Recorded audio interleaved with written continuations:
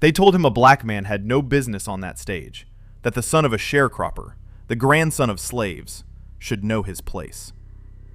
They told him that he was walking into a trap meticulously designed to humiliate him and everyone who looked like him. The most powerful dictator in the world had spent years constructing a terrifying narrative of racial superiority, and now he was about to have his ultimate proof. His colossal stadium, his meticulously organized games, his Aryan athletes primed to crush all competition in front of the watching eyes of the entire world. The whispers had started months before the competition even began. They said he was talented, sure, but just wait until he faces real, suffocating pressure. They called him just a college kid who got lucky, completely outmatched by Hitler's athletes who had been training with military precision for years just for this singular moment. Some even questioned whether America should send him at all, asking why they should hand the Nazis a massive propaganda victory when their boy inevitably cracked under the blinding spotlight. But what none of them understood, what Adolf Hitler himself could not possibly grasp in his darkest delusions, was that this young man had already survived pressures they could not even begin to imagine. He had already navigated and overcome obstacles that would have utterly destroyed most people before the starting gun even fired. He was about to deliver the most devastating, earth-shattering response to racism the world had ever witnessed. Not with political speeches, not with loud protests, but by doing something so undeniable, so physically absolute, that history itself would be forced to choose sides. Before the dust settled on that red cinder track in Berlin, he would shatter the Nazi myth of racial supremacy so completely that the dictator could not even bear to watch. He would set Olympic records, demolish world records, and prove something that should never have needed proving, but in a fractured world, somehow still did. I highly recommend you watch this entire story unfold, because the ultimate betrayal he faced would not come from a fascist dictator across the ocean. It would come from the very country whose flag he wore on his chest. To understand how a young man from absolute nothing became the athlete who broke a dictator's dark dreams, you have to go back to where the struggle truly began. You have to go back to a place where the concept of Olympic gold seemed as distant and impossible as reaching the moon. September 12th, 1913. In the unforgiving dirt of Oakville, Alabama, inside a drafty sharecropper's cabin where the Owens family engaged in a daily, brutal struggle just to survive, Henry and Emma Owens welcomed their 10th child into a world mathematically designed to keep him pinned to the ground. They named him James Cleveland Owens, though his family affectionately called him by his initials, JC.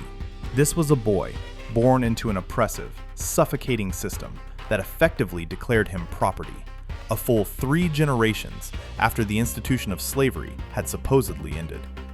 The cabin they lived in had walls so thin you could feel the biting winter wind slice right through them.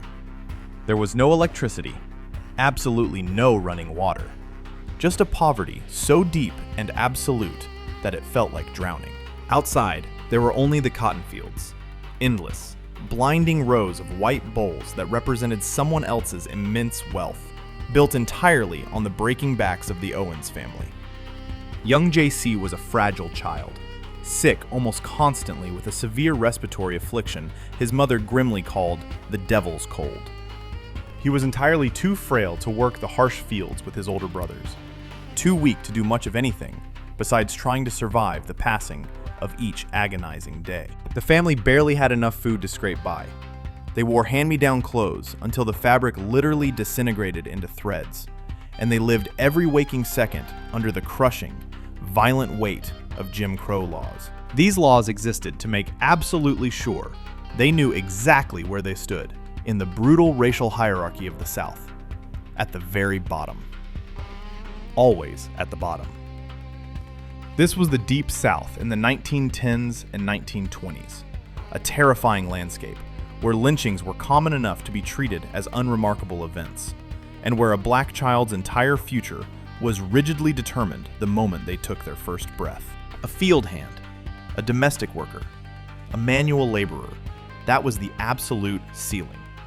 That was as far as society would allow you to dream, and anyone who suggested otherwise was deemed delusional or dangerously insubordinate. But Emma Owens possessed a quiet, burning defiance. She utterly refused to accept that bleak destiny for her children.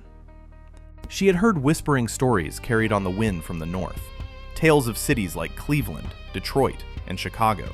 These were industrial hubs where black families were allegedly finding real jobs, attending real schools, and discovering real opportunities. Places where the suffocating grip of Jim Crow was not quite as tight around their throats, where maybe, just maybe, her children could become something more than what the dirt of Alabama would allow.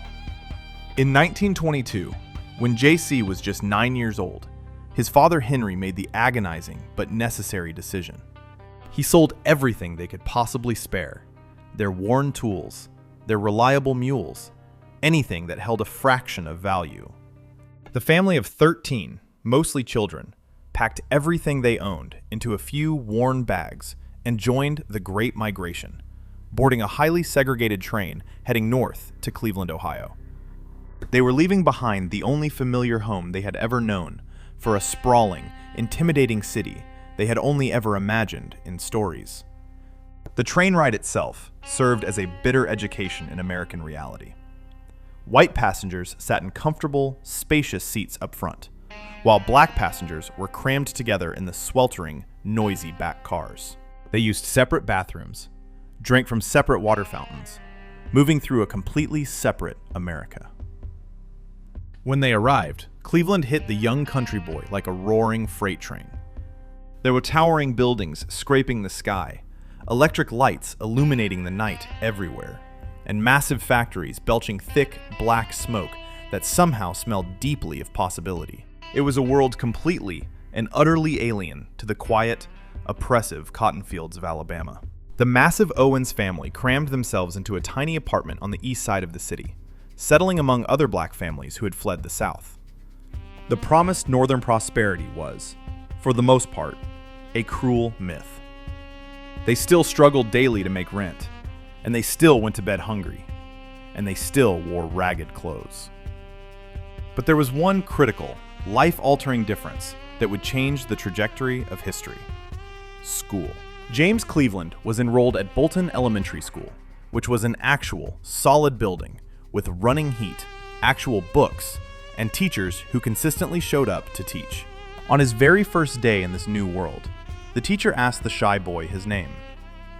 Through his thick, lingering Alabama drawl, the 9-year-old said what his family had always called him: JC. The northern teacher misunderstood the heavy southern accent, heard Jesse, and wrote it down permanently in her ledger as Jesse Owens. And just like that, in a split second, the world knew him by an entirely different name. The man who would eventually humiliate Adolf Hitler on a global stage got his legendary identity from a simple board, passing misunderstanding between a frightened Southern boy and a Northern schoolteacher.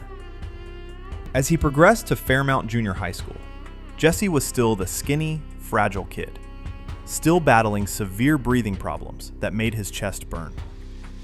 He still looked as though he might simply blow away in a strong gust of Lake Erie wind, but a silent transformation was occurring. He was getting noticeably stronger, and incredibly faster.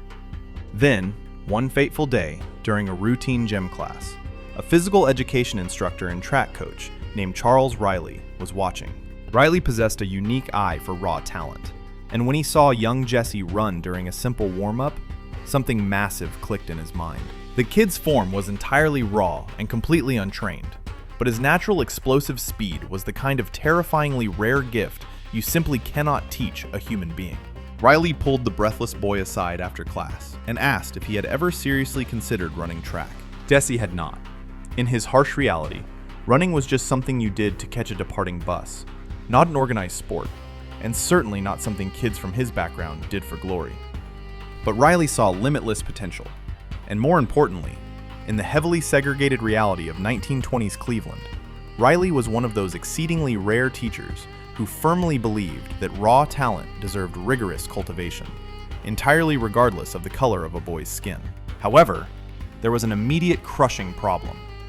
Track practice was held after school, and Jesse desperately needed to work after school. He had absolutely no choice. His struggling family relied on every single dollar and cent he could possibly bring into the apartment. He spent his afternoons delivering heavy groceries, loading massive freight cars in the rail yards, and working shifts in a local shoe repair shop. The money was a matter of basic survival. Seeing the dilemma, Coach Riley offered a grueling solution. He would train Jesse in the freezing, dark mornings before the school doors even opened. At 7 a.m., while the vast majority of kids his age were still wrapped in warm beds asleep, Jesse Owens was out on the freezing cinder track. He was learning how to run properly, not just fast, but with mechanical, lethal efficiency.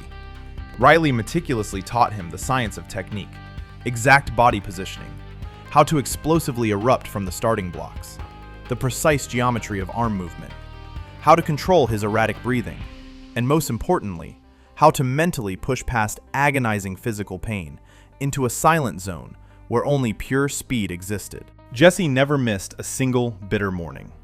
He never once complained about the cold or the exhaustion, and he never made a single excuse. Because growing up surrounded by those oppressive Alabama cotton fields had burned a crucial and unyielding lesson into his very soul.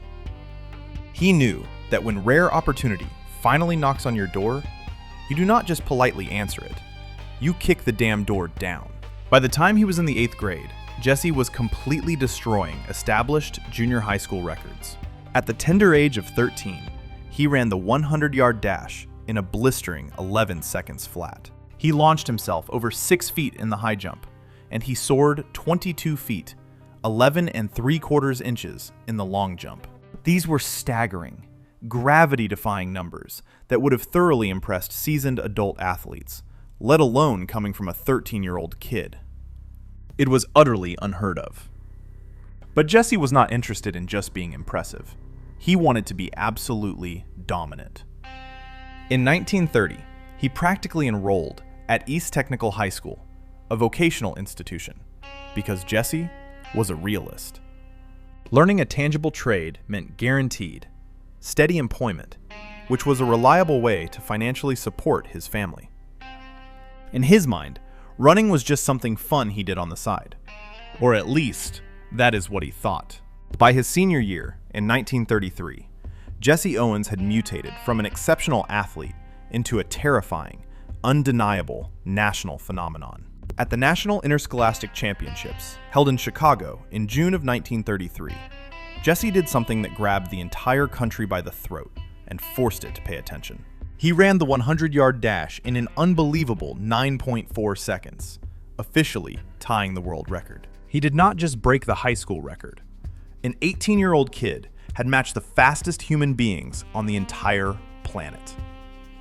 He then ran the 220-yard dash in 27 seconds, setting a high school world record, and long jumped 24 feet 9.5 inches.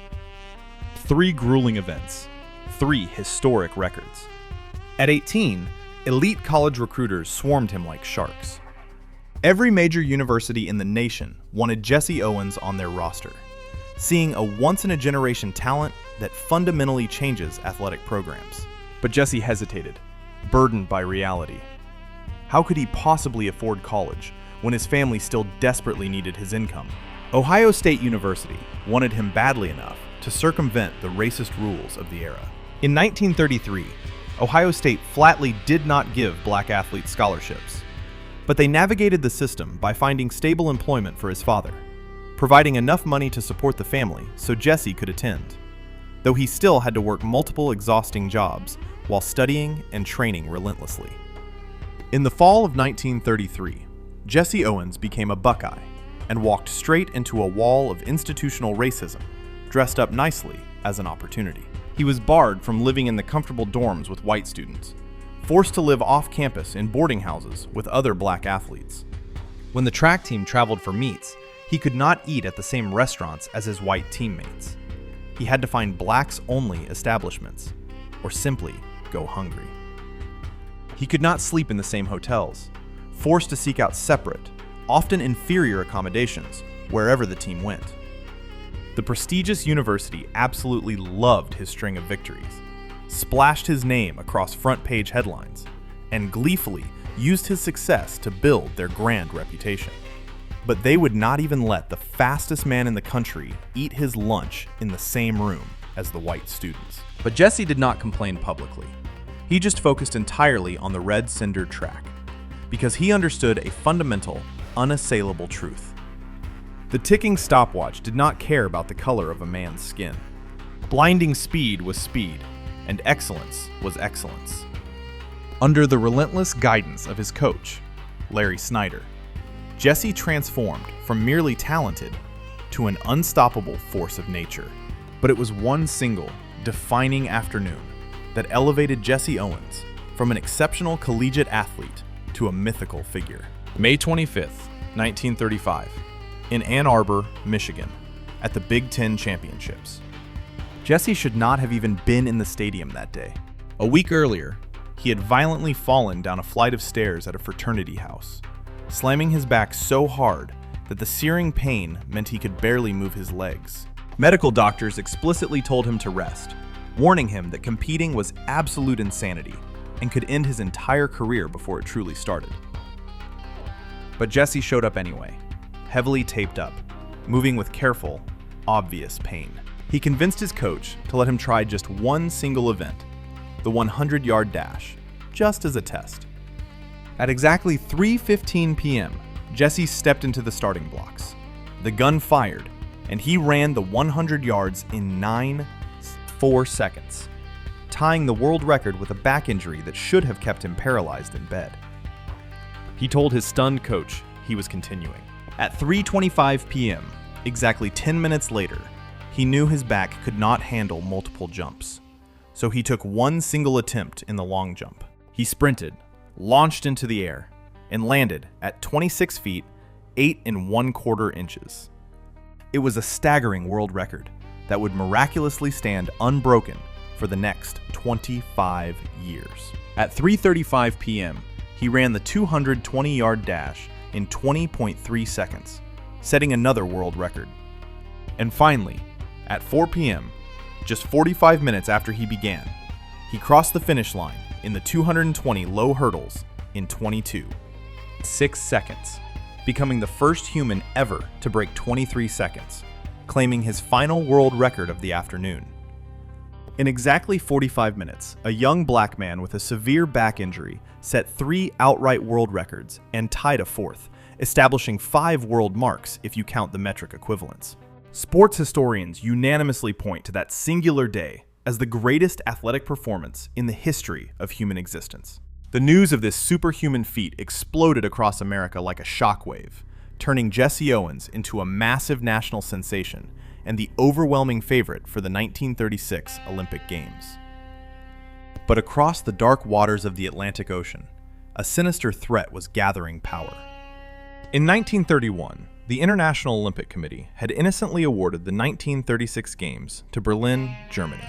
But in 1933, Adolf Hitler became chancellor, rapidly transforming a modern European nation into a terrifying, totalitarian nightmare. Hitler possessed a deranged worldview built on the concept of Aryan supremacy, a belief that Germans were a master race destined to rule the globe, while black people were subhuman, inherently weak, and entirely incapable of civilization.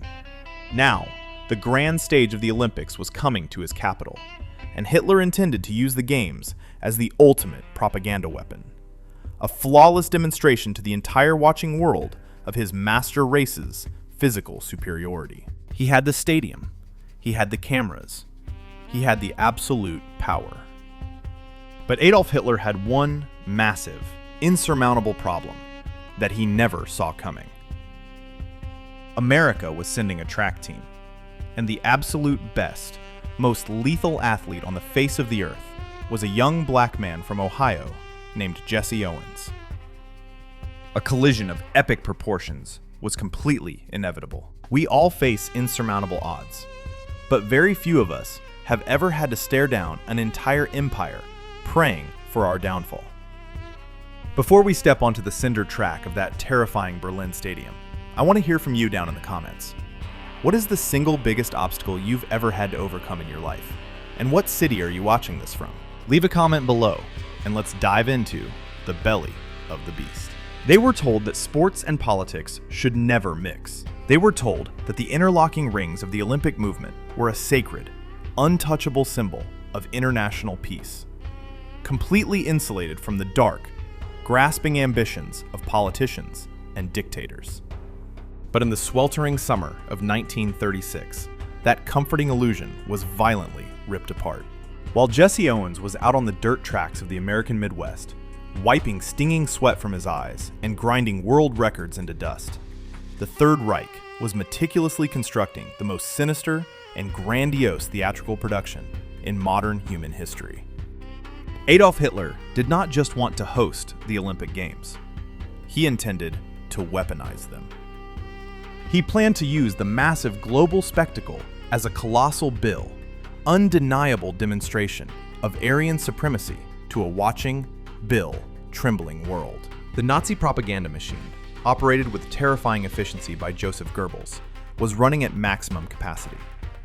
They temporarily scrubbed the pristine streets of Berlin of its most virulent anti-Semitic signs, violently clearing out the homeless and marginalized, hiding the true, terrifying face of a ruthless, militarized regime behind a remarkably flimsy facade of international hospitality. For the Nazi high command, this was not a sporting event. It was a coronation. But they had absolutely no idea that their flawlessly engineered, multi-million-dollar triumph was about to be entirely derailed by a single man. A kid from Alabama who, not that long ago, was picking cotton under a blistering southern sun.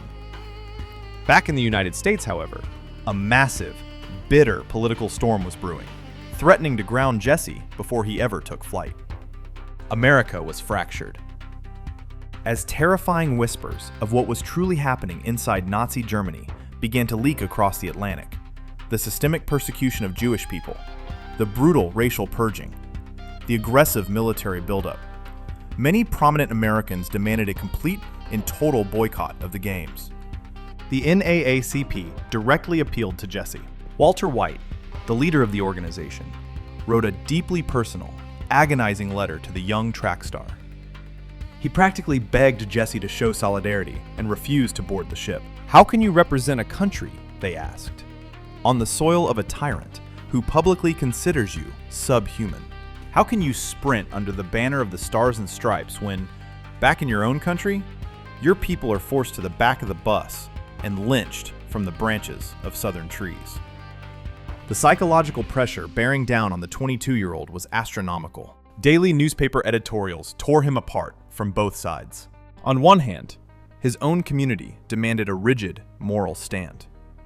On the other hand, the white establishment, embodied by Avery Brundage, the fiercely uncompromising president of the American Olympic Committee, demanded his participation. Brundage, a man whose own worldview was deeply infected by quiet racism and anti-Semitism, callously dismissed the reports of Nazi atrocities as mere rumors. He effectively blackmailed the American athletes, stating that any refusal to compete would be viewed as un-American and a betrayal of their patriotic duty. For Jesse, the choice was an agonizing, suffocating burden. He was not a seasoned politician. He was not a polished orator. He was a runner. Every single second of his life, and every drop of freezing sweat shed on those dark Cleveland mornings, and every bleeding blister on his feet had been meticulously building toward this exact moment. He understood a cold, brutal, and pragmatic truth. If he stayed home in silent protest, the politicians would debate it for a week. The newspapers would print a few sympathetic columns, and then the world would completely forget. But if he crossed that vast ocean, stepped onto that red cinder track, and absolutely dismantled the Nazi athletes right in front of their screaming Führer, that would be a visceral, undeniable strike that would fracture the very foundation of their twisted ideology. It would be a permanent, humiliating scar on the face of fascism. And so, Jesse chose to fight the only way he knew how. In July of 1936, the American Olympic team boarded the luxurious ocean liner, the SS Manhattan, setting sail for Europe. On the rolling decks of that massive ship, floating in international waters, Jesse and his black teammates suddenly found themselves entirely isolated in a bizarre, utopian bubble, free from the suffocating grip of American segregation. For the very first time in their lives, they slept in opulent, first-class cabins with crisp, clean sheets. They dined in sparkling, crystal-lit dining rooms, sitting shoulder to shoulder with white swimmers, gymnasts, and rowers. They ate off the exact same fine china, drank from the same glasses, and trained on the same polished wooden decks. The sharp smell of the salty Atlantic air mixed with the rich aroma of fine food and an intoxicating talk, temporary freedom. For a few short, dizzying days, they finally felt what it was like to be treated simply as elite American athletes, men whose profound value was measured entirely by their extraordinary talent rather than the color of their skin. But deep down, a bitter, gnawing realization anchored them to reality. This ship was just a fragile, floating illusion. Behind them lay a nation that still legally denied them their basic human dignity, and ahead of them waited an empire whose leader had officially classified them as animals. When the SS Manhattan finally docked in Hamburg and the athletes stepped onto solid German soil, the atmosphere shifted so violently it felt like a physical blow to the chest. The air was thick with the sharp scent of burning coal, heavy diesel exhaust, and a dense, pulsing paranoia.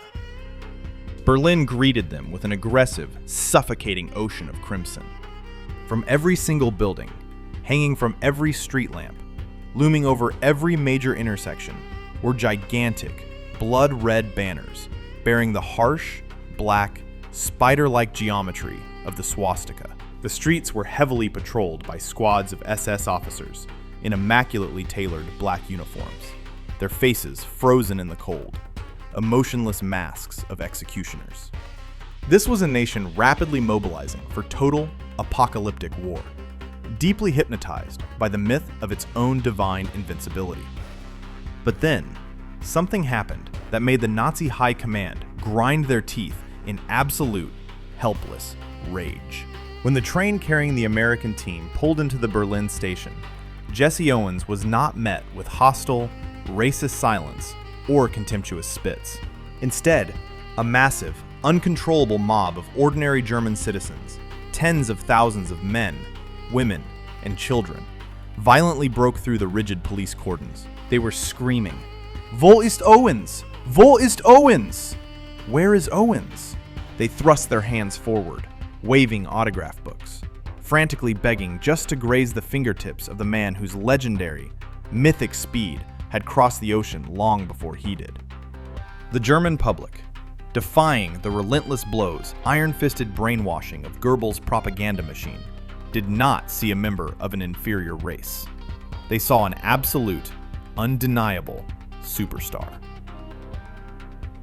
Adolf Hitler, reading the furious intelligence reports, was thrown into a blind, screaming rage. How dare true Aryans worship a black American? It was the Third Reich's first, deeply humiliating defeat, and the Olympic Games had not even officially opened yet. The Olympiastadion in Berlin was a colossal, intimidating architectural monster constructed of cold, gray limestone, designed to hold an immense capacity of 110,000 screaming spectators.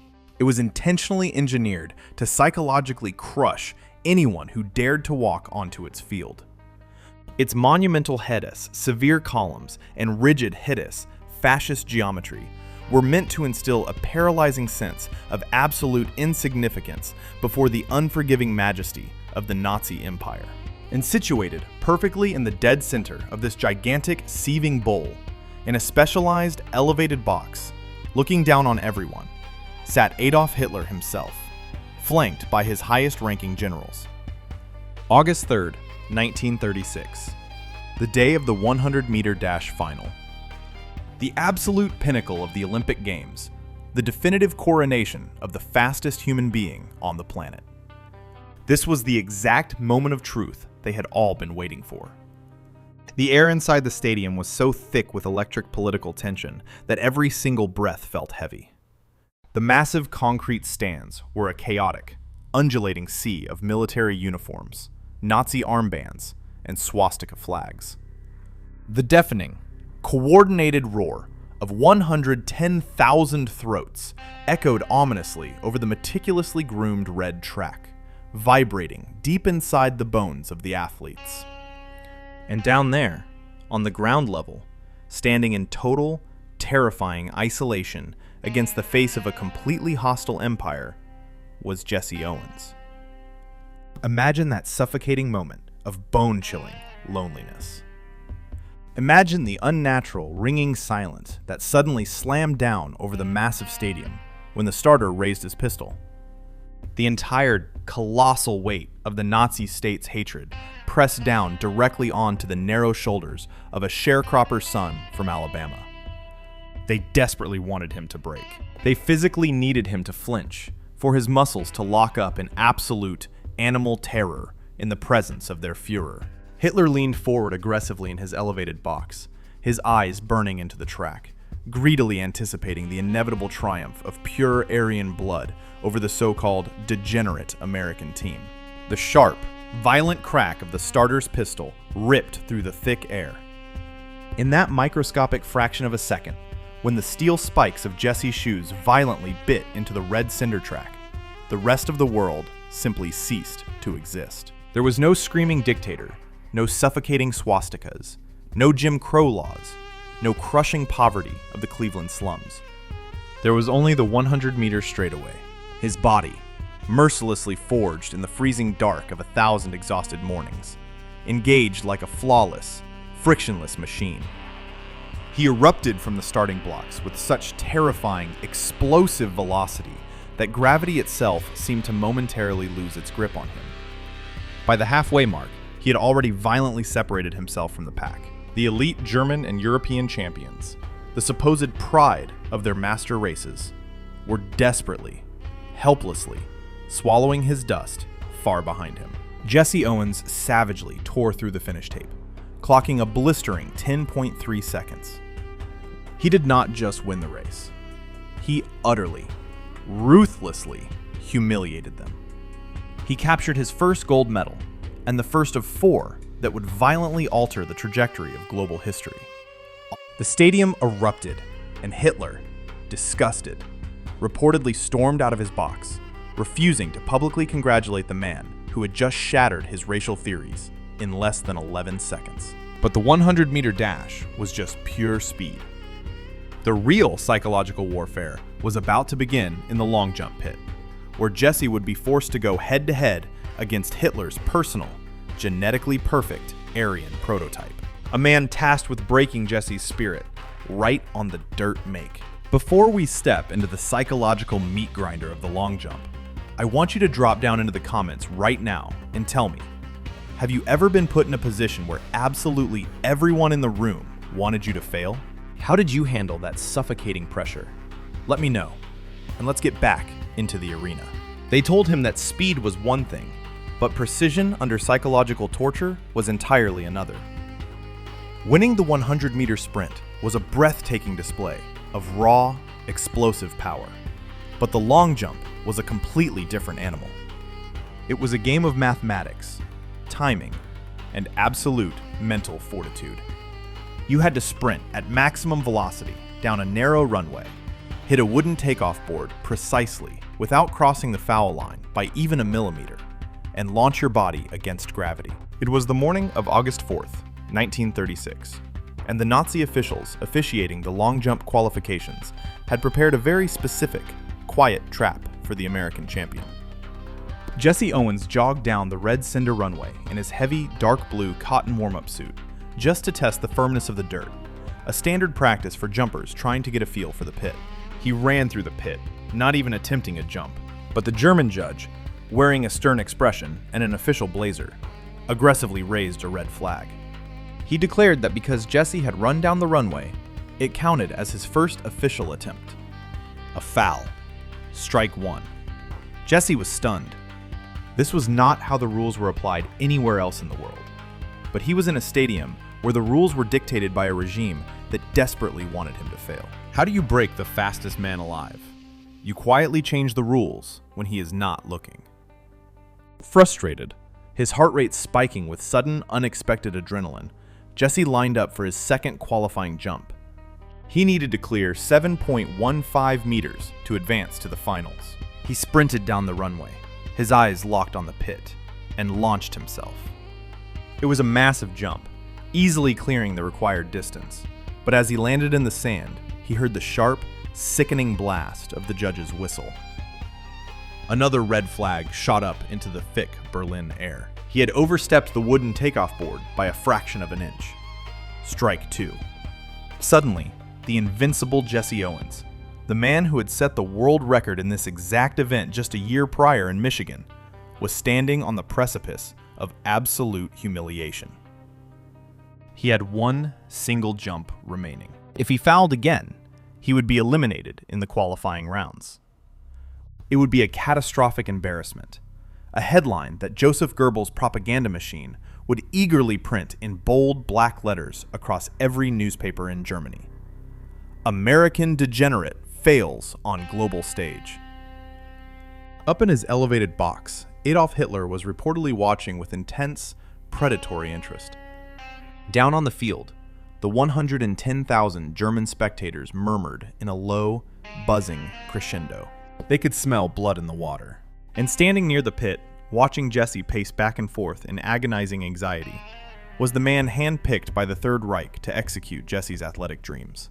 His name was Karl Ludwig Luz Long. He was tall, powerfully built, with striking blonde hair and piercing ice blue eyes. He was the reigning European champion and the absolute physical embodiment of the Aryan ideal. Hitler's master race theory, molded into human flesh and draped in a German track uniform. Luz Long had easily shattered the Olympic record in his own qualifying jump just moments earlier. He was supposed to be the cold, ruthless antagonist, the man who would put the black American in his place and secure the gold for the fatherland. But what the Nazi high command did not know, what they could never possibly comprehend, with their hearts full of manufactured hatred, was that athletes sharing the dirt of an arena are bound by a brotherhood that dictators can never penetrate. As Jesse kicked at the cinders, panic beginning to tighten his chest, he felt a firm hand on his shoulder. He turned around to see Luz Long looking down at him. The German did not sneer. He did not gloat. Instead, in broken but perfectly clear English, Long introduced himself. He looked at the visibly shaken American and said, "Something is eating you. You should be able to qualify with your eyes closed." Long pointed to the wooden takeoff board and then pointed to the dirt runway a few inches behind it.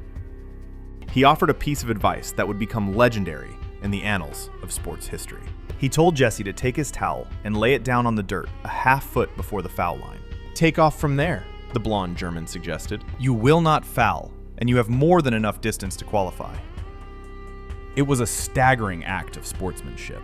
Here was Hitler's golden boy, risking the wrath of the most terrifying regime on earth, casually handing the key to victory to the very man he was ordered to destroy. Jesse took a deep, shuddering breath and walked back down the runway and placed his towel exactly where Long had suggested.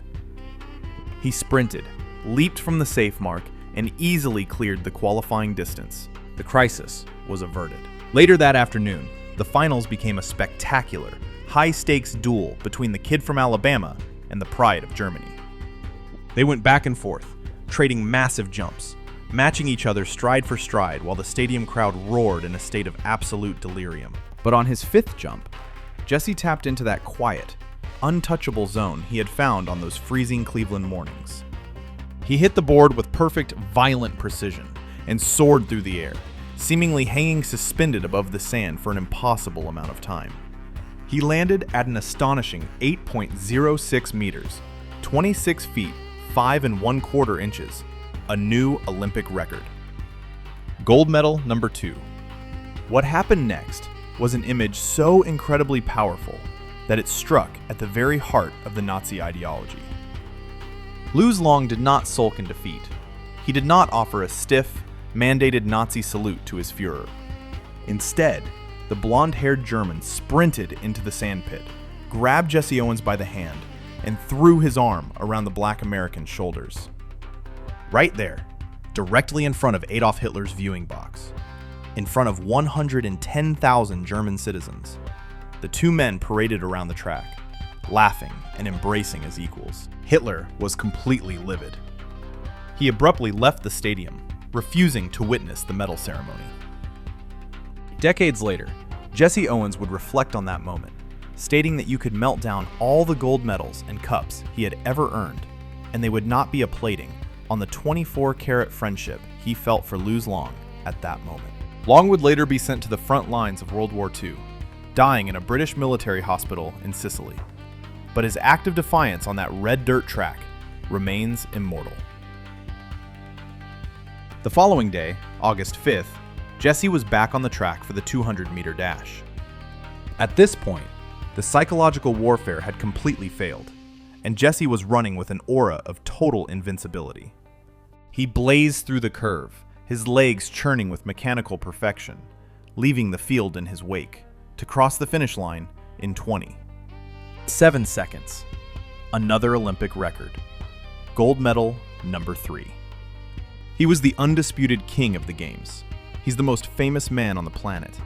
He beloved by the German public, who chanted his name in the streets, and universally despised by the Nazi elite. Jesse's work in Berlin was supposed to be over.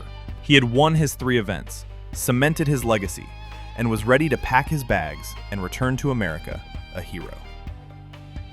But they were about to betray him, and the knife would not be wielded by a German official, but by the men wearing the crest of the United States.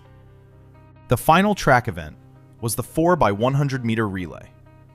The American team was heavily favored to win, and the squad had been practicing their precise baton passes for months. The relay team consisted of Foy Draper, Frank Wyckoff, and 2 young Jewish-American sprinters named Marty Glickman and Sam Stoller. Glickman and Stoller had spent their entire lives training for this exact moment. To compete in the Olympic Games in Nazi Germany as Jewish athletes was a profound, deeply personal act of defiance. They were ready to step onto the track and prove their own worth against a regime that wanted their people exterminated. But the night before the race, Avery Brundage and the American head track coach, Lawson Robertson, called a sudden, closed-door meeting with the sprinters. The air in the room was thick with tension and unspoken cowardice. Coach Robertson cleared his throat and announced a sudden change to the lineup. He claimed that he had received secret intelligence that the Germans had been hiding their best sprinters, secretly saving them specifically for the relay. And therefore, the Americans needed their absolute fastest men to secure the gold. He looked at Glickman and Stoller and told them they were being benched. They were being pulled from the race. Jesse Owens and Ralph Metcalf, another black American sprinter, would take their places. The room erupted in outrage. Everyone present knew the secret German sprinters excuse was a blatant, fabricated lie. The Germans simply did not have the speed to match the Americans. The real reason, the sickening, unspoken truth, was that Brundage and the American officials did not want to embarrass their Nazi hosts by having 2 Jewish athletes stand atop the gold medal podium in the heart of Berlin. They were capitulating to Hitler's anti-Semitism. Jesse Owens, exhausted and already clutching 3 gold medals, stood up in the tense meeting room. He looked directly at his coaches and said, "Coach, I've had enough. I've got my 3 medals. Let Marty and Sam run. They deserve it. Let them have their chance." It was a moment of profound solidarity, an athlete trying to protect his brothers from the toxic politics of old, prejudiced men. But the assistant coach, Dean Cromwell, pointed a rigid finger at Jesse and barked, "You'll do exactly as you are told." Jesse was silenced. He was an athlete from the segregated South, and he knew the severe consequences of defying powerful white men. He was forced to take the baton, forced to participate in the benching of his Jewish teammates, effectively becoming an unwilling accomplice to an act of blatant bigotry orchestrated by his own country. They ran the race, and of course, they obliterated the field, winning gold medal number 4 in world record time. But as Jesse stood on that podium for the final time, the gold around his neck felt heavy with the weight of political betrayal. The American establishment had shown its true colors, willing to sacrifice its own marginalized citizens to appease a dictator. And the truly terrifying part? This was just a small preview of the betrayal waiting for him when his ship finally pulled into New York Harbor. They told him that 4 gold medals, forged in the fires of a hostile empire, possessed enough power to shatter any wall. They told him that displaying absolute, undeniable supremacy on the global stage, directly in the face of the most terrifying dictator in modern human history, would finally force his own nation to bow its head in genuine respect. When Jesse Owens stood on the polished teakwood deck of the transatlantic luxury liner bringing him back to the shores of the United States, he could feel the heavy, undeniable physical weight of those 4 gold discs resting in his coat pocket. Each medal was not merely a chunk of precious metal. It was an absolute, undisputed validation of his humanity, a towering triumph of the human spirit over manufactured hatred. He innocently, perhaps desperately, believed that by publicly dismantling the Nazi myth of racial superiority in front of a breathless world, he had automatically shattered the invisible, suffocating chains of Jim Crow waiting for him back home. After all, how could a country that had just thunderously applauded his total domination over Hitler's perfect, genetically engineered Aryan athletes continue to treat him like a second-class citizen? How could they possibly demand that the fastest man in the history of the world go back to sitting in the dusty, cramped back of a segregated bus? But what he did not know, what he could not possibly fathom as he watched the Statue of Liberty rise through the morning fog, was that the most brutal, deeply psychological betrayal of his entire life was not waiting for him in the menacing, swastika-draped belly of the fascist beast. It was waiting for him right there, on the gleaming, democratic streets of his own beloved homeland. Jesse Owens' return to America was supposed to be the ultimate national triumph, the crowning achievement of a true patriot. But instead, it violently mutated into a cold-blooded masterclass in systemic hypocrisy that would leave a permanent, bleeding scar on his soul. When the colossal ocean liner finally drifted into New York Harbor, for one fleeting, intoxicating moment, it genuinely felt as though America had permanently and fundamentally changed. Millions of delirious citizens completely flooded the sweltering streets of Lower Manhattan. This was a ticker-tape parade, the absolute highest, almost sacred form of civic honor in the United States. An extravagant ritual usually strictly reserved for returning victorious generals, foreign royalty, and presidents. Literal tons of shredded paper, confetti, and endless miles of winding ticker tape rained down from the dizzying heights of the Art Deco skyscrapers, like a blinding, endless blizzard, blanketing the scorching black asphalt in a thick, joyous white carpet. The humid city air physically vibrated with the deafening, primal roar of the massive crowd. White Americans, black Americans, wealthy Wall Street bankers sweating in their expensive tailored suits, and exhausted dock workers covered in grease. They all stood tightly, shoulder to shoulder, screaming his name in unified adoration. Jesse rode in the back of an open-air black convertible, waving to this endless, turbulent ocean of smiling faces. And in that exact, blinding second under the glaring New York sun, the beautiful illusion of universal equality was so overwhelmingly powerful that it was impossible not to completely surrender to it. He was the undisputed King of New York.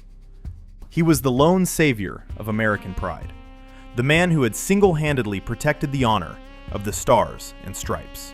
But that cinematic, breathtaking illusion was about to be ruthlessly and violently, completely shattered that very same evening, crashing head-on into the immovable, concrete wall of systemic racism that had never actually left. Mayor Fiorello LaGuardia had organized an incredibly lavish, blindingly extravagant reception in Jesse's absolute honor.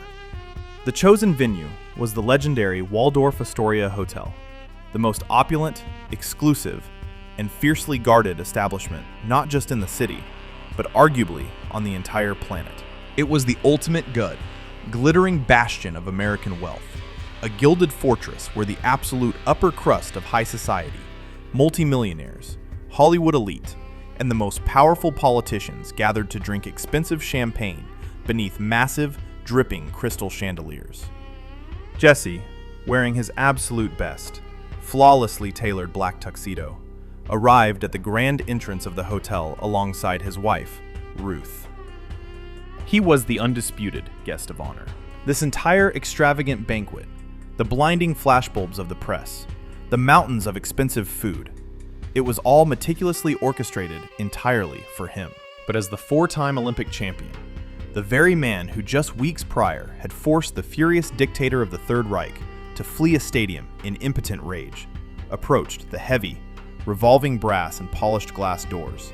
His path was suddenly physically blocked by a uniformed doorman. The hotel employee's face was completely cold, aggressively professional, and entirely unyielding. He did not see an American hero who had just miraculously salvaged the reputation of the free world. He only saw the color of the man's skin. With a tone of practiced, icy indifference, the doorman informed Jesse that the hotel's strict racial policies were absolute and non-negotiable.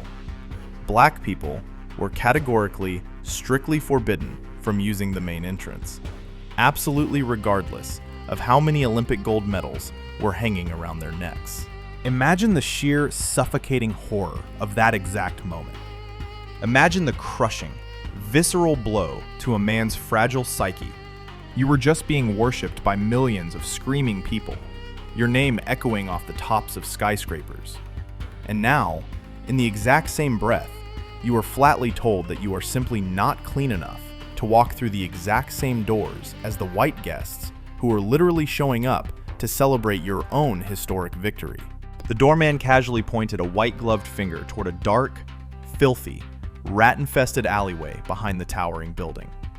Back there, hidden entirely from the glamorous public eye, surrounded by overflowing, rotting garbage cans, kitchen refuse, and the sickening, pungent stench of spoiled food, sat the hotel's heavy-duty freight elevator. An industrial lift specifically designed exclusively for hauling soiled hotel laundry, heavy crates of raw meat, and the black maintenance staff. And that is exactly where they forced him to go. The fastest and most famous human being on the entire planet was forced to step into a cramped, suffocating metal box reeking of old machine oil and damp rot, while his wealthy white guests were cheerfully ascending the grand, red-carpeted marble staircases, laughing and drinking, eagerly anticipating their meeting with a living legend. The hero himself was riding up to his own celebratory banquet, standing silently next to literal bags of garbage. It was not merely a casual insult. It was a deliberate, surgically precise demonstration of absolute, terrifying power. It was the American system leaning in and whispering directly into his ear. It does not matter how fast you run on their pristine tracks. It does not matter how far you jump into their sand. Here, in the real world, you will always be at the bottom. But the most agonizing, cynical betrayal of all did not come from a prejudiced hotel doorman or the administration of a luxury establishment. It came directly from the very pinnacle of American power, from the oval-shaped office where the fate of the free world was decided. The President of the United States at the time was Franklin Delano Roosevelt, a man whom history books consistently and passionately praise as a great, towering defender of global democracy. It was an established, unbreakable tradition that every single American athlete who captured a gold medal at the Olympic Games received a personal telegram of congratulations from the president and a highly coveted official invitation to a grand reception at the White House. It was the most basic, fundamental sign of respect from the commander-in-chief to the citizens who elevated the nation's glory. But 1936 was a violently contested election year. President Roosevelt desperately needed to secure the voting bloc of the Solid South, a massive, deeply entrenched coalition of southern states where the brutal laws of racial segregation were not just political policies, but an unbending, sacred religion. FDR's political advisors in Washington coldly and ruthlessly calculated the optics and arrived at a sickening conclusion. A public, photographed handshake with a black athlete, acknowledging his immense value on a federal level, would enrage conservative white voters in the South and potentially cost Roosevelt the entire presidency. And so, the White House responded with a deafening, cowardly, and shameful silence. Jesse Owens did not receive a telegram. He did not receive a phone call. There was no official letter, and absolutely no invitation to the White House. Not a single, solitary word of gratitude from the leader of the country whose honor he had so fiercely and brilliantly defended behind enemy lines. Years later, Jesse would reflect on this ultimate insult with an unbearable, quiet bitterness, speaking a phrase that serves as a permanent, damning indictment of the era. Hitler did not snub me. It was our president who snubbed me. The president did not even send me a telegram. And as if that was not enough to completely break a man's spirit, the United States Olympic Committee, fiercely controlled by Avery Brundage, stepped in with a campaign of absolute, vindictive cruelty. Brundage, the exact same powerful bureaucrat who had earlier forced Jesse to run the relay by coldly scratching the Jewish athletes from the roster just to appease the Nazis, now decided to ruthlessly monetize Owens' colossal global fame. Immediately following the conclusion of the games in Berlin, instead of allowing the deeply exhausted, physically drained athlete to finally return home to a family he had not seen in months, Brundage organized a mandatory, grueling, commercial running tour across Europe. The Olympic Committee rapidly signed incredibly lucrative contracts for Jesse to run in cheap, low-tier exhibition meets, cold-bloodedly pocketing virtually all of the money generated by his appearances, cynically justifying it as simply recouping the travel costs of the American team. They forced Jesse to sprint day after grueling day, pushing his heavily taxed body to the absolute breaking point, treating him not like the greatest track and field champion in recorded human history, but exactly like a prized, captive racehorse, legally obligated to generate non-stop revenue for its white owners. He was physically shattered, suffering from severe malnutrition, agonizing muscle cramps, and a profound, bone-deep exhaustion bordering on total collapse. Finally, after yet another meaningless, degrading exhibition on a muddy track in London, Jesse scraped together the last remaining fragments of his dignity and said a firm, definitive no. He looked the powerful officials in the eye and stated he was entirely done. His body was failing, and he was taking a ship back to America to be a husband and a father. Avery Brundage's reaction was instantaneous, merciless, and absolutely fatal to Jesse's career. Outraged that a black athlete dared to defy a direct order from the establishment, Brundage flew into a terrifying, uncontrollable rage and officially, permanently, stripped Jesse Owens of his amateur athletic status. In the rigid, unforgiving reality of 1930s sports, this was a literal death sentence. Without his amateur status, Jesse was permanently and legally barred from ever competing in any official national or international track events. He could not run for his university, he could not compete for national titles, and he was completely banned from ever returning to the Olympic Games to defend his 4 gold medals. His brilliant, untouchable, once-in-a-century athletic career was assassinated in cold blood with a single stroke of a vindictive bureaucrat's pen. At just 23 years old, standing at the absolute, untouchable peak of his phenomenal physical prime, the fastest man to ever walk the earth found himself completely unemployed, stripped of his identity, and forbidden from doing the one single thing he did better than anyone else alive. The American system, which completely failed to intimidate him in Nazi Berlin, methodically and sadistically destroyed him on his own soil. Without the ability to race professionally, and completely blocked from any lucrative corporate endorsements, because major white corporations in the 1930s absolutely refused to put a black face on their products, no matter how famous, the great American hero rapidly plummeted into a state of desperate, suffocating poverty. To simply keep his young children from starving, The four-time Olympic god was forced to swallow his enormous pride and accept the most degrading, humiliating work imaginable. He worked quietly as a gas station attendant, standing in the blistering sun, silently wiping the greasy windshields of oblivious drivers who did not even recognize the exhausted man in the dirty overalls. He worked as a common janitor, sweeping floors, but the most bitter, soul-crushing humiliation of his entire life was waiting for him at cheap, dusty county fairs and minor league baseball games. To earn a few pathetic dollars to buy groceries, the legendary Jesse Owens was forced to put on his track spikes and sprint against purebred racehorses, hunting dogs, and loud motorcycles in front of drunken, jeering crowds.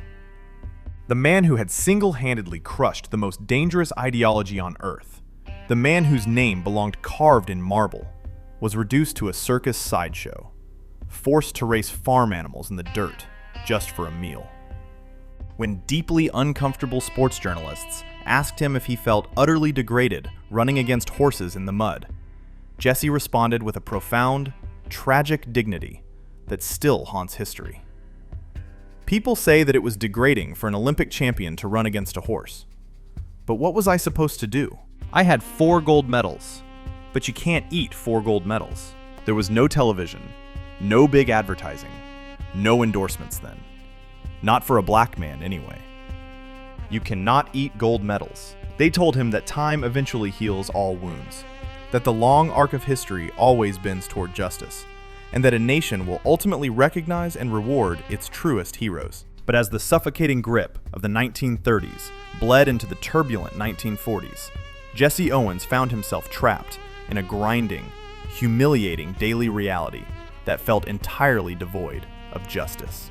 The man who had single-handedly humiliated Adolf Hitler's multi-million-dollar propaganda machine was now spending his days inhaling the sickening, metallic smell of exhaust fumes and cheap popcorn at dusty county fairs. He was forced into the soul-crushing routine of lacing up his worn, leather track spikes in the damp, muddy grass behind amateur baseball diamonds, preparing to sprint against purebred racehorses, just to keep a roof over his family's head.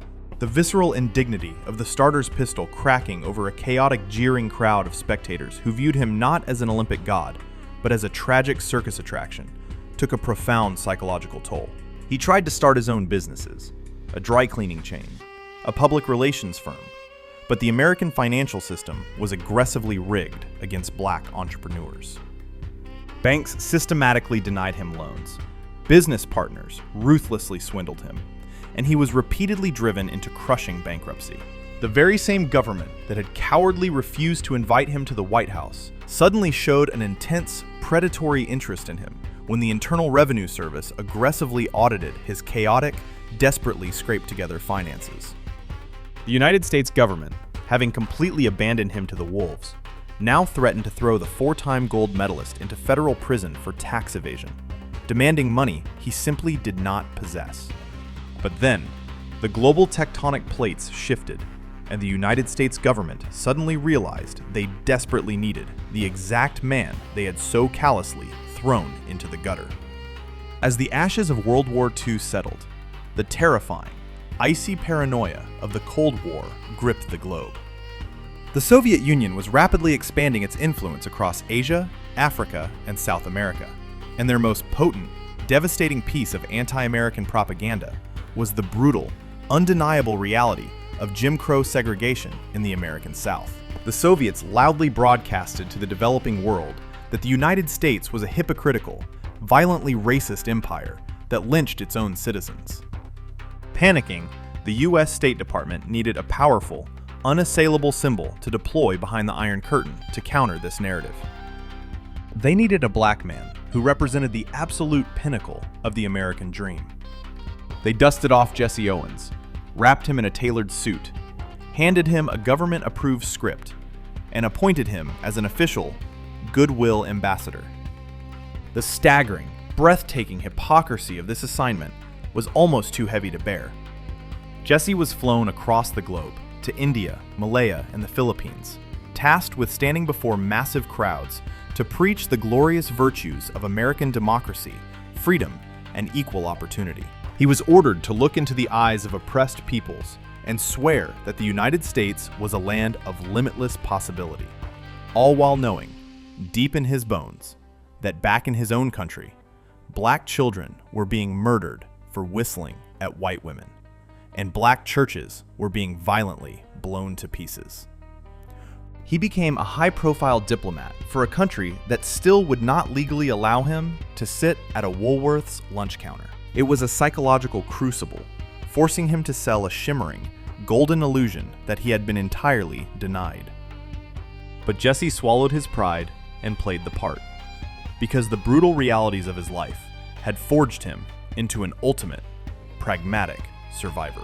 He had learned that you bend to the system, or the system breaks you into a million pieces. However, as the 1960s erupted into a fiery, uncompromising civil rights movement, Jesse's survival tactics suddenly put him on a devastating collision course with a brand new generation of black athletes who absolutely refused to bend. The year was 1968, the Olympic Games in Mexico City.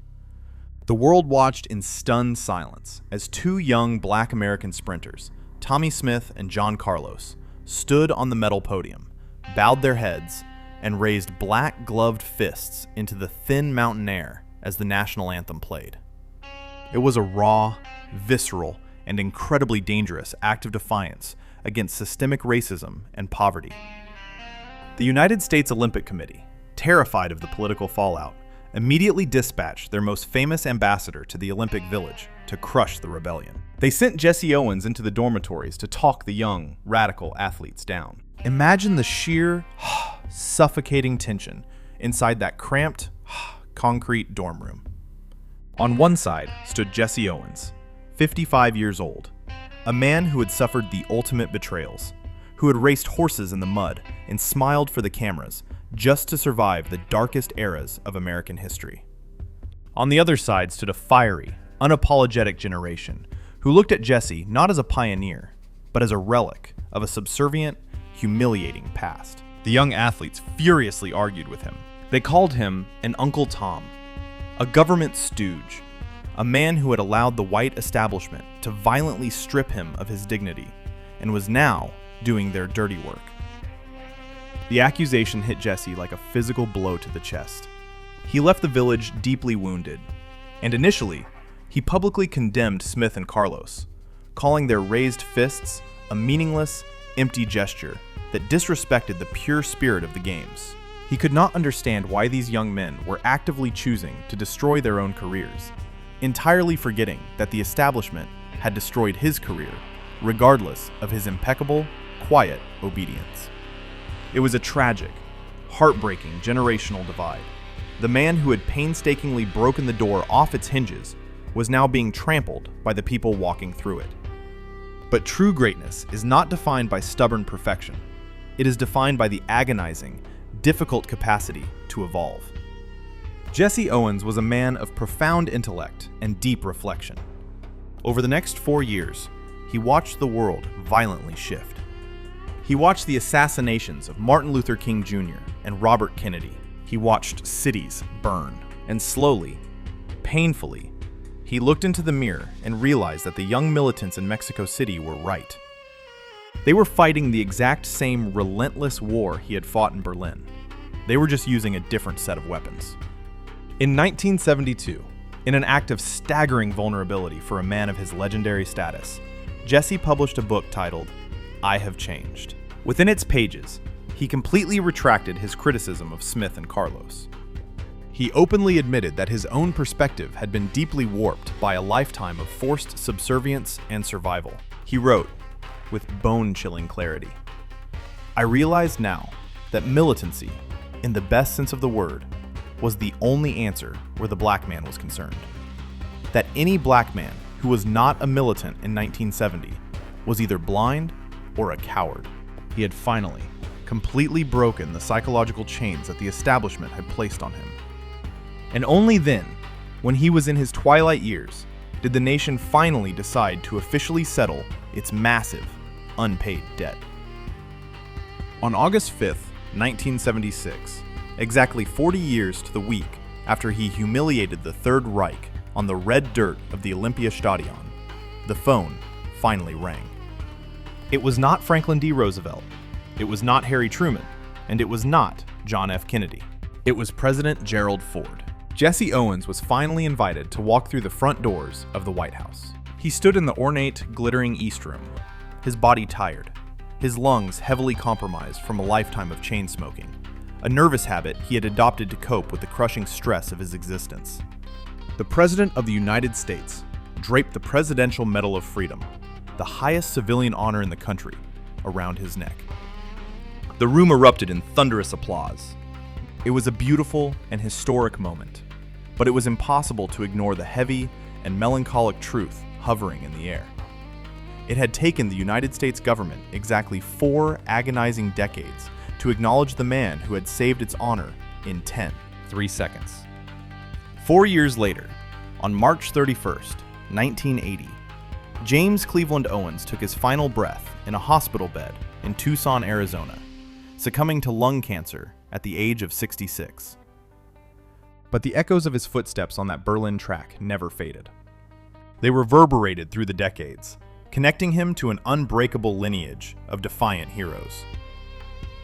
He belongs to the exact same indomitable bloodline as the men of the 54th Massachusetts who marched into the fires of Fort Wagner. He shares the exact same unconquerable spirit as the Montford Point Marines who conquered the sweltering swamps of segregation, and the 761st Tank Battalion who smashed through the snowy forests of the Ardennes. They were all men who were told they were inherently lesser, who were handed a broken, rigged system, and who chose to forge it into a weapon of undeniable excellence. Jesse Owens did not just run a race. He forced an entire, reluctant planet to look into the mirror and confront its own dark, hypocritical reflection. His 4 gold medals were not just athletic awards. They were heavy, unyielding hammers that shattered the foundational lies of 2 separate empires. They tell us that history is written by the victors, that the truth is permanently carved into the marble of our monuments the exact moment the stadium lights go dark and the crowds go home. They tell us that a gold medal is an indisputable fact that no amount of political spin can ever erase. But the reality of historical memory is infinitely more sinister and violently manipulative. It is a ruthless, ongoing battlefield where the dead are routinely dug up, their complex stories surgically sanitized, and their most agonizing struggles intentionally erased, just to make the guilty establishment feel comfortable. The American public was sold a very simple, neatly packaged fairy tale about Jesse Owens. The textbooks tell you that he went to Berlin, single-handedly embarrassed Adolf Hitler, and returned home a universally beloved conquering hero, whose legacy immediately paved the way for the civil rights movement. But what they deliberately left out of those history books is the terrifying coup, coordinated machinery that immediately went to work to weaponize his image, control his voice, and rewrite the very meaning of his existence the second he crossed that final finish line. To fully comprehend the depth of this systemic betrayal, you have to look at exactly what happened in the dark, frantic corridors of power immediately after the 1936 games concluded. In Berlin, the Nazi Minister of Propaganda, Joseph Goebbels, was entirely unwilling to let 4 gold medals destroy a decade of carefully constructed Aryan mythology. As the spectacular beams, blinding beams of Albert Speer's Cathedral of Light closed the ceremonies, the Nazi High Command launched a massive, aggressive campaign of historical revisionism.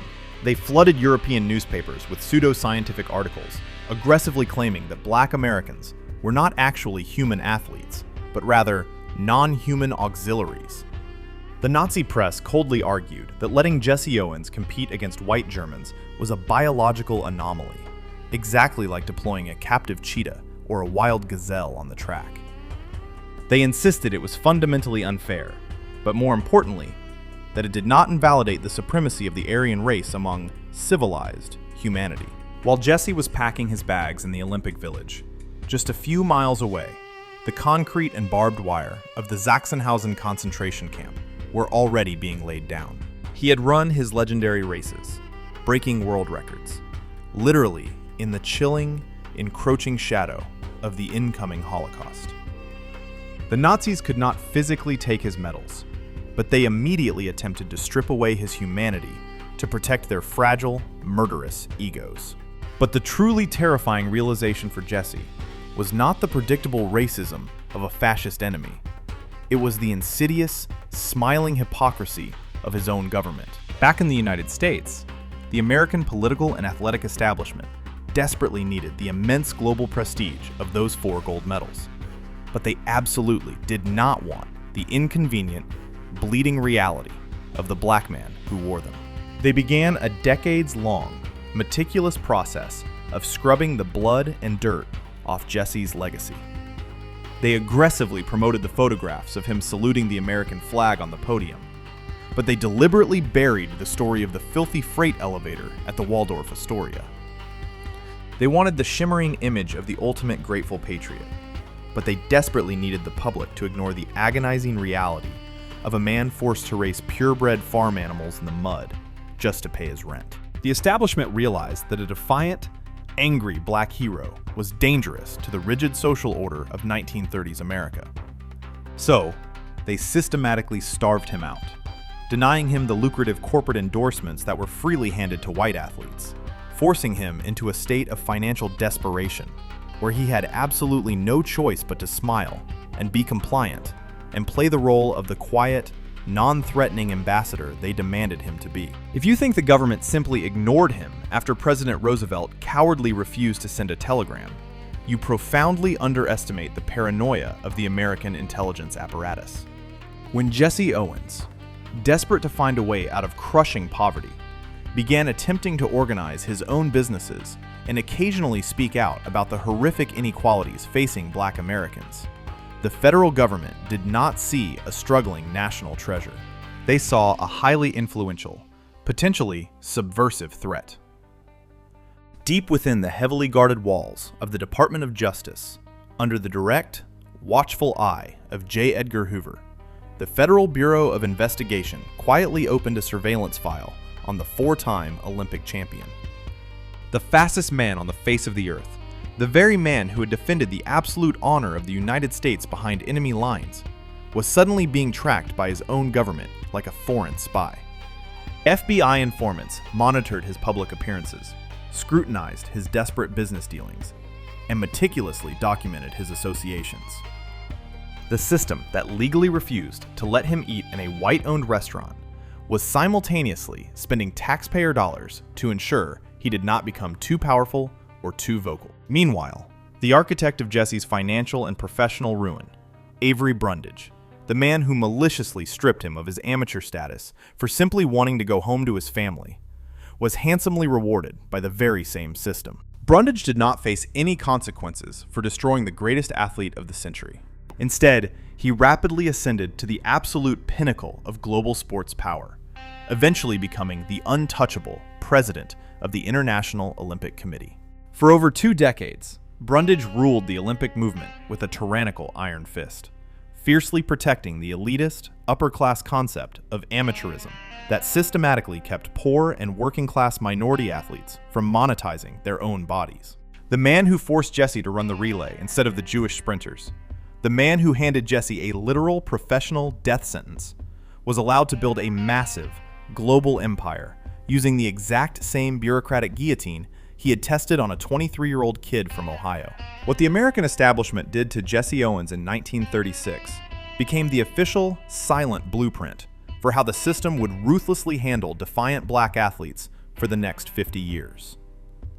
They learned that if you cannot beat them on the field, you destroy their ability to feed their families. 3 decades later, in 1967, when an undefeated heavyweight champion named Muhammad Ali absolutely refused to be drafted into the Vietnam War, citing his religious beliefs and the rampant racism in America, the establishment did not just disagree with him. They used the exact same weapon they had forged against Jesse.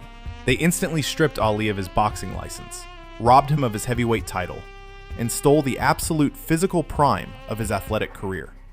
They could not knock Ali out in the ring, so they used the cold, suffocating power of bureaucracy to silence him, fully expecting him to break, just as they had expected Jesse to break.